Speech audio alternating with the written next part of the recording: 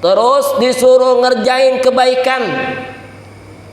Kalau kita berbuat apa-apa nih, kita pikirin dulu nih, ini kira-kira kalau gue buat begini baik apa nih? Baik apa kagak ya? Kadang-kadang kan baik di mata manusia belum tentu baik di mata Allah. Gitu. Kadang-kadang baik di mata Allah belum tentu baik di mata manusia. Manusia emang begitu tuh. Ini kita kadang-kadang pada salah kaprah mulu. Pada doyan nama yang namanya munkar. Ada teman begini, ajak, itu jauhin itu.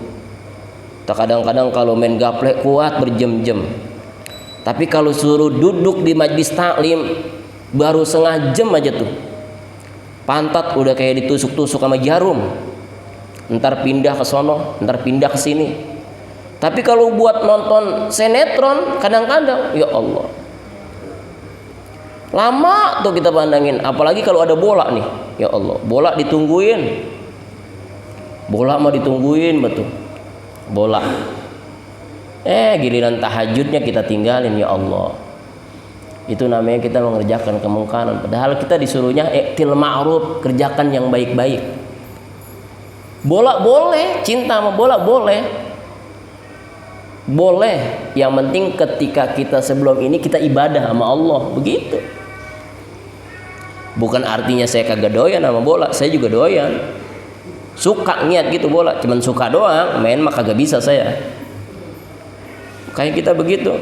Kadang-kadang kita kalau jadi penonton itu ramean jadi penonton dibandingkan sama pemain. Orang kita salah-salahin, wah kalau goblok dia itu ngoprek kagak bisa, tuh gitu. Udah saking terpengaruhnya. Makanya di sini kita disuruh mengerjakan kebaikan dan menjauhi kemungkaran. Dan kita pikir-pikir dulu nih yang kita pengen perbuat, gitu. Jangan langsung aja memutuskan. Sebab di sini kalau kita langsung memutuskan, takutnya baik di mata kita belum tentu baik di mata orang lain. Makanya kita harus ada musyawarah. Terus juga di sini afatul ilmin nisyanu wa ida'atuhu an tuhaddisa bihi ghairu ahlihi. Jadi bencananya ilmu itu, jadi ilmu juga ada bencananya nih. Kalau kita udah dapat ilmu yang kita pelajarin dari guru-guru kita, ternyata ilmu bisa memberikan bencana buat kita. Yang pertama adalah an-nisyanu, lupa. Kita tuh kadang-kadang sering lupa, udah diajarin rukun sholat ada 13. Kita udah tuh kadang-kadang udah inget tuh, tiba-tiba lupa. Nah itu bencana buat kita tuh. Rukun wudu, ya paling tuh. Ilmu kalau sedikit kita paham kemudian kita amalin, nggak lupa, itu namanya ilmu membawa keberkahan buat kita. Tapi kalau ilmu yang sudah kita pelajarin kemudian kita sudah tahu, nih kita lupa nih, itu bencana buat kita. Makanya jangan sampai ketika kita mempelajari ilmu itu yang sudah kita dapatin kita tanamkan di dalam hati. Bagaimana supaya tidak lupa, kita kerjakan dalam sehari-hari. Gitu. Kita hafal-hafalin nih, oh rukun sholat yang wajib ini, yang rukun ini, yang sunnah ini. Terus kemudian juga kita kadang-kadang nih udah hafal banyak itu. Juz 30 kita udah hafal nih. Dari Amma sampai Anas. Tiba-tiba kita kadang-kadang kebanyakan maksiat lupa tuh. Itu bencana buat kita tuh. Makanya kita harus lagi tuh, kita cari lagi tuh yang tadiannya udah hafal. Kalau bisa kita hafalin lagi tuh. Makanya kalau apa-apa itu dulu kata guru saya, kalau ente niatnya buat ngapal kemudian lupa, itu jadi maksiat, bencana. Tapi kalau niatnya buat baca aja, kan kita kadang-kadang sering baca jadi hafal tuh. Kayak Yasin kan tiba-tiba tuh kita sering baca karena sering baca. Malam Jumat nggak niat ngapalin, hafal tiba-tiba. Suatu saat lupa lagi, apa? Gitu. Kecuali kita niatnya emang ngapalin, gua hafalin nih juz ini. Dari juz 1 sampai juz 30. Tuh ada orang yang kadang-kadang begitu. Tapi mudah-mudahan anak-anak kita yang sudah niatnya ngapal, mudah-mudahan ditanamkan di dalam hatinya buat selalu ingat Al-Qur'an. Yang kedua, wa idha'atuhu an tuhaddisa bihi ghaira akhlihi. Dan menyia-nyiakannya. Tuh.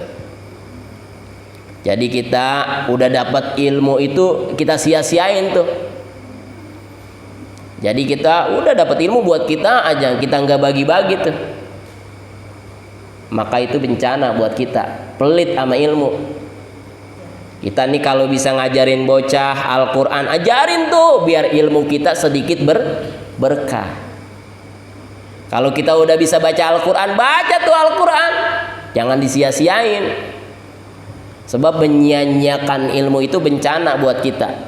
Kita disuruh udah bisa nih ngajarin bocah di masjid. Itu bantuin gua apa? Ngajarin bocah banyak banget. Apaan sih bocah recet banget kalau diajarin gitu. Nah kadang tuh begitu pikiran kita. Udah kadang-kadang pusing pikiran. Nah itu namanya menyia-nyiakan ilmu. Maka kita akan berdosa. Jangan sampai seperti itu. Kita kalau dikasih ilmu sama Allah itu amanah buat kita. Enggak setiap orang dikasih ilmu sama Allah. Padahal ilmunya Allah itu luas. Tapi kalau kita udah diamanain sama Allah, kemudian kita amalin, kita kagak sia-siain, insya Allah kita bakalan jadi orang yang berkah. Gitu. Jangan pelit sama ilmu. Ajarin anak-anak kita. Makanya kita nih kalau berumah tangga tuh ajarin anak-anak kita adab, sopan santunnya. Orang-orang tua dulu tuh kalau ngaji nggak pernah tinggi, pakainya paling kitabnya Adabul Insan tuh, sifat 20 itu doang tuh. Tapi sampai sekarang diamalin tuh, dia yakin sholatnya, dia yakin dengan wudunya karena diamalin. Dulu saya ingat tuh belajar Adabul Insan tuh. Terus sama wujud kidam bako. Dulu asal lagi ngajarin guru saya begini nih, wujud artinya ada, maka mustahil tiada tuh. Mustahil. Allah pasti ada, nggak bakalan nggak ada Allah. Di mana aja Allah ada. Makanya tanamin kalau Allah ada sama kita, ada di dalam hati. Ketika kita berdua, yang ketiga tetapi Allah. Ketika kita sendiri ada Allah. Makanya orang kalau di dalam hatinya udah ada Allah, takut aja perasaan. Kerja nih, ya Allah, gue nih mumpung buat ini kerja ini. Gampang buat nyari duit itu. Tapi jangan apa aja disikat. Yang haram jangan disikat. Udah gaji gede kadang-kadang kita kurang puas. Ya Allah, korupsi itu jatuhnya. Karena dia di dalam hatinya nggak ada Allah, cuman hanya di lisan aja. Tapi kalau ada Allah, ya Allah, saya udah alhamdulillah buat kerja di sini, gaji saya sehari sebulan 60 juta. Udah jangan makin terlena dengan yang lainnya. Ya Allah, ini kadang-kadang kita terlena kan yang lainnya. Ada tanda tangan nih, tuh, tanda tangan ini dong. Ini 100 jutaan, ya Allah. Padahal itu yang kira-kira haram, ngambil hak orang, kita ambil juga, kita tanda tanganin, tutup. Ya Allah, masih kurang puas kita. Makanya jangan sampai seperti itu. Jadi usahakan kita hadirkan Allah. Dulu begitu, guru-guru kita ngajarin wujud artinya ada, maka mustahil tiada. Dalilnya firman Allah Ta'ala, Allahul ladzi khalaqas samawati wal ardh. Mana dalilnya Allah ada? Allah telah menjadikan 7 lapis langit dan 7 lapis bumi berserta isinya. Gitu. Ini buktinya adanya Allah. Makanya orang-orang tua dulu walaupun kitabnya tipis-tipis Melayu tapi diamalin berkah. Orang tua dulu ngapain sih kerjaannya? Paling ke sawah, macul, kebun masih banyak, rambanan paling. Berkah tuh orang-orang tua dulu. Anaknya banyak, kagak ada yang kelaparan tuh. Saking berkahnya orang tua dulu, saking jujurnya orang tua dulu. Apa minum air mentah aja kagak pernah sakit perut. Coba sekarang anak sekarang kita kasih air mentah, alah lama keran, gak bisa begitu karena orang tua dulu tuh apik, makanya ilmunya sedikit tapi diamalin jadi berkah gitu buat dirinya. Jadi orang tua dulu tuh begitu sistemnya, nggak pernah sholatnya tepat waktu. Ada di sawah juga sholat di sawah, ada di kebun juga kadang-kadang tuh dia bawa sejadah sama sarungnya, sebab air empang dulu bening. Air empang dulu tuh bening-bening gitu. Dulu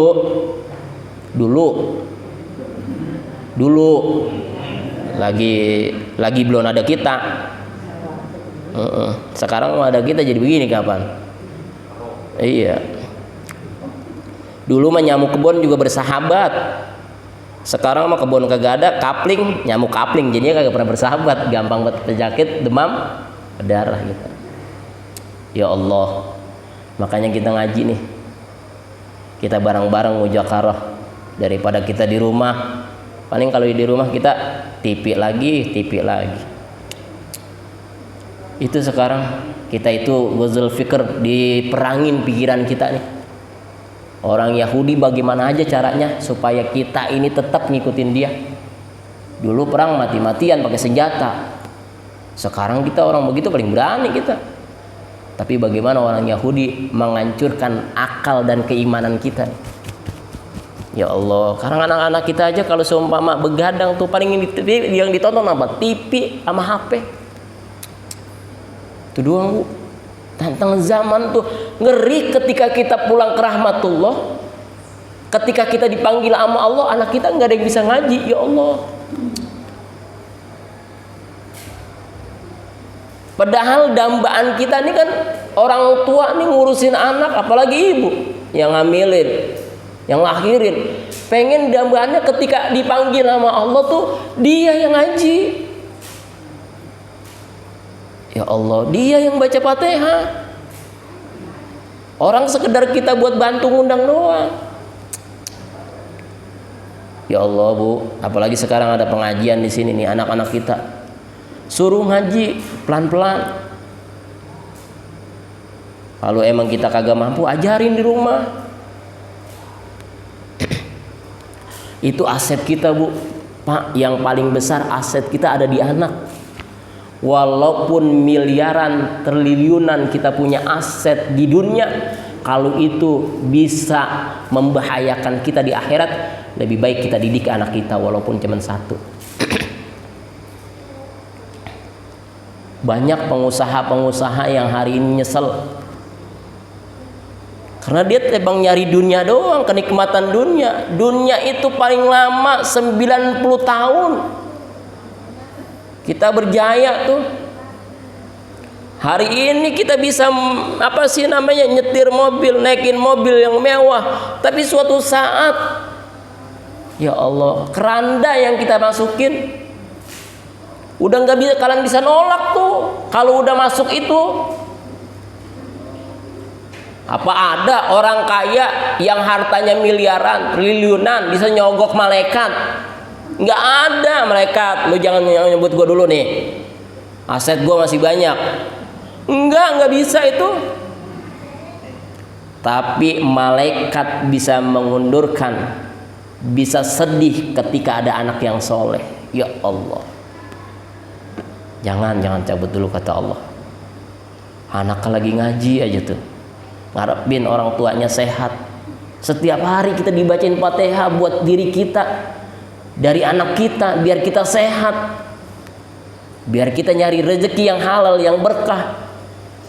Makanya kalau anak-anak kita ditaruh di pesantren, di pengajian-pengajian udah paling enak kita pak. Jangan pernah takut sama kelaparan. Orang rezeki udah dijamin sama Allah. Ngapain sih ngoyong-ngoyong ke dunia apa begini-gini banget kita? Udah waktunya ngaji mah kumpul di musola, di masjid. Ayo kumpul bareng-bareng. Niatin biar kita sehat, murah rezeki kita. Kan dari sini asarnya. Kita kalau bangun sewaya-waya ya susah udah. Ini kadang-kadang Ustaz ngomong lagi begitu lagi ntar kita ya. Bukan ngomong, kita bareng-bareng nih. Kita ya Allah, hari ini ada pengajian, kita belajar nih sholat subuh berjamaah. Siapa tahu nanti kan kalau kita udah doyan mah enak kan. Apa juga kalau udah doyan mah enak. Dulu saya kagak doyan mengkudu. Daun mengkudu tuh yang dirisi-risi pakai teri. Pahit. Karena kebiasaan makan itu, jadi enak aja, saya aduk-aduk aja nasi tuh. Gitu. Sama kita. Dulu saya kagak pernah begitu. Sholat jamaah kagak doyan. Tapi dikit-dikit ya Allah, nikmat ternyata kalau kita udah bangun nih. Apalagi subuh. Kita udah mandi nih. Ya Allah, bareng kita baca sholawat, sholat tahajud. Habis sholat tahajud kita ke masjid. Terdekatin diri sama Allah biar kita jadi orang yang senantiasa bersyukur dengan nikmat Allah Subhanahu wa ta'ala. Ya, sampai hadis yang ketiga. Jadi bencananya ilmu. Jadi bencananya ilmu itu lupa dan menyia-nyiakan ilmu. Ya. Terus yang kedua juga tadi, jadi kita disuruh mengerjakan kebaikan dan tinggalkan keburukan. Dan hadis yang pertama tadi, jadi keutamaan Nabi besar Muhammad SAW beda dengan makhluk-makhluk yang lainnya. Demikian, mungkin ada pertanyaan dari saya. Insya Allah kita lanjut lagi besok. Walaupun hanya 3 hadis, setiap minggu 3 hadis, 4 hadis, 5 hadis. Mudah-mudahan manfaat buat diri saya dan buat diri para jamaah semuanya. Sikum wa nafsi bitaqullah. Wassalamualaikum warahmatullahi wabarakatuh.